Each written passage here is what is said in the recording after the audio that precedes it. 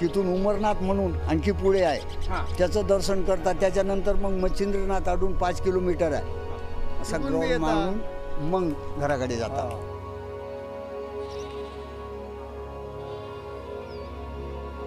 त्याचा फोन आला होता, काल रात्री मी आलो इथं आणि मला खूप आनंद वाटला आणि मनोरंजन म्हणजे इतकं छान झालं की जे मागचं मला टेन्शन होतं की सगळं विसरून गेलो मी. आता फक्त फुल एन्जॉय फक्त.